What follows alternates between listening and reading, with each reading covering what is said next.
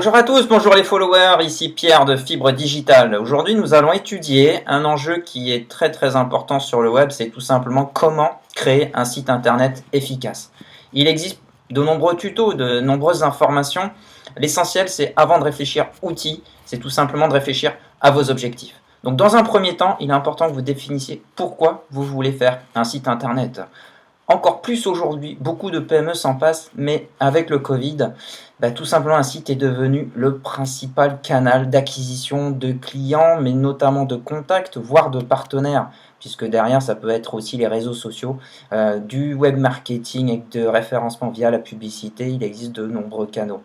Donc les différents canaux d'acquisition pour vous générer du trafic et in fine votre business. Donc la première chose, c'est de bien définir la cible, le persona. Poser la question qui va venir sur mon site. Effectivement, les gens qui viendront sur un site ne sont pas forcément ceux qui viennent en boutique.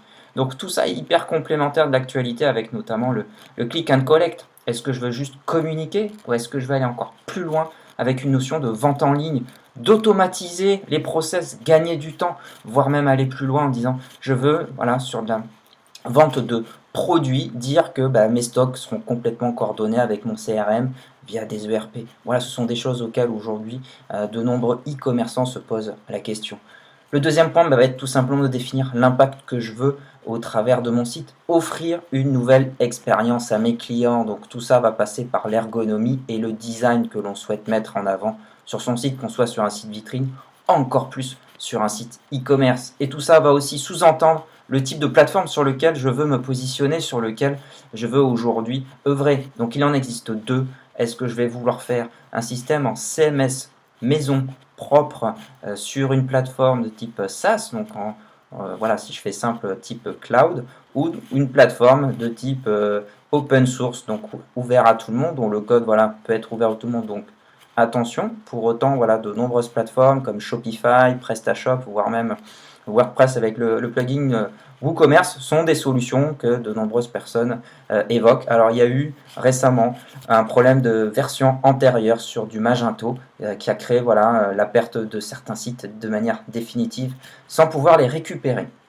Et puis tout ça, forcément quand on définit le type d'outil, le type d'objectif, donc les fameux KPI, quel nombre de trafic, nombre de personnes, le temps qu'ils y passent, voire après le taux de transformation, tout ça va passer par l'efficacité.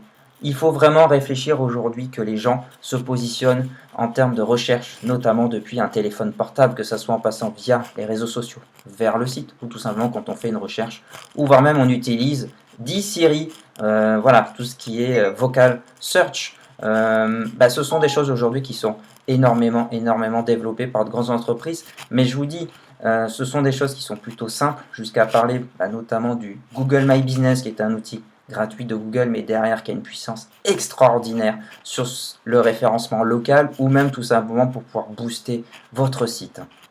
Et ça passera bien entendu par la quatrième phase qui est une des plus importantes, qui est tout simplement la sécurité. Donc tout simplement mettre un site avec le petit canard de HTTP vers HTTPS, mais derrière rentrer dans une technicité où on fait référence, on renvoie des liens vers le site HTTPS.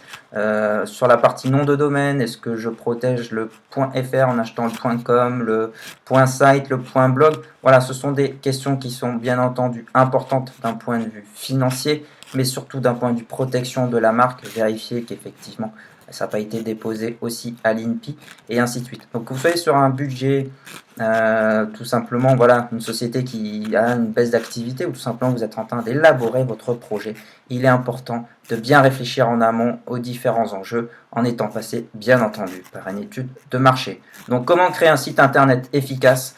Au-delà peut-être de l'agence qui va vous accompagner, agence de communication, l'agence web, c'est de réfléchir déjà à vos objectifs, et tout ça de pouvoir dire qu'est-ce que je vais faire, qu'est-ce que je vais sous-traiter, qu'est-ce que je vais déléguer, ou tout simplement me consacrer à mon propre business, qui est tout simplement celle où je dégage le plus de valeur. Donc toutes ces questions, je serai ravi de pouvoir vous accompagner si vous souhaitez échanger par téléphone, ou même en allant sur mon site fibre-digital.fr et échanger avec vous sur toutes ces questions et vous accompagner dans vos beaux projets. Allez, à très bientôt les followers, et à la prochaine pour une nouvelle question. Bye bye.